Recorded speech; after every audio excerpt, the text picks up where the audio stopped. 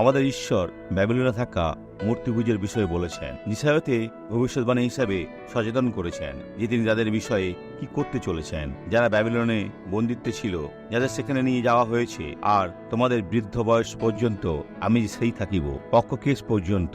যিশু কখনো বদলান না, তিনি গতকাল, আজ ও চিরকাল একই রয়েছেন।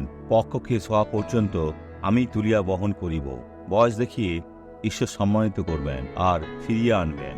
আমি নির্মাণ করিয়াছি, আমি বহন করিব, হ্যাঁ, আমি তুলিয়া বহন করিব, রক্ষা করিব। তিনি তাহাদের বন্দিত্বে নিয়ে গিয়েছেন, কারণ যেন তারা নিন্দনীয় হয়। তারা ঈশ্বরকে অন্বেষণ করে না, আর তারা প্রভুকে ত্যাগ করেছে। তিনি বলেছেন, আমি ফিরিয়ে আনিব।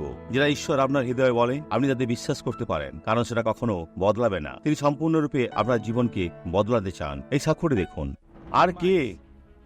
আমার হাতে যন্ত্রণা ছিল আর আমার অন্ত্রেও ছিল, কিন্তু এখন মনে হচ্ছে যন্ত্রণা চলে গেছে। এখানে সবকিছুই কষ্ট দিত আর এখন কষ্ট দিচ্ছে। ঈশ্বরের গৌরব। যিশু, তোমাকে ধন্যবাদ। বোন, কি হয়েছে? আমার কোণে ব্যথা ছিল, কিন্তু এখন ভালো আছি মনে হচ্ছে। কবে থেকে ছিল? 2 বা 3 সপ্তাহ হয়ে গেল। এটা আসে আর যায়, এখন কেমন আছে? এটা আসে আর যায়। যদি সেটা ফিরে আসে, ধমক দিয়ে বলুন, না, এখানে তোমার কোনো স্থান নাই। প্রভু যিশু সুস্থ করেছেন। এখন প্রার্থনা করি। পিতা, তুমি যা প্রতিজ্ঞা করেছো, তুমি সেটা পূর্ণ করেছো। আর তুমি ঘোষণা করছো যে তোমরা সুস্থ যিশুর ক্ষতর দ্বারা। এই সমস্ত মন্দ শক্তিকে বাঁধি আর বলি, বেরিয়ে যাও, চলে যাও যিশুর নামে। আর আপনি বলুন, আমিন।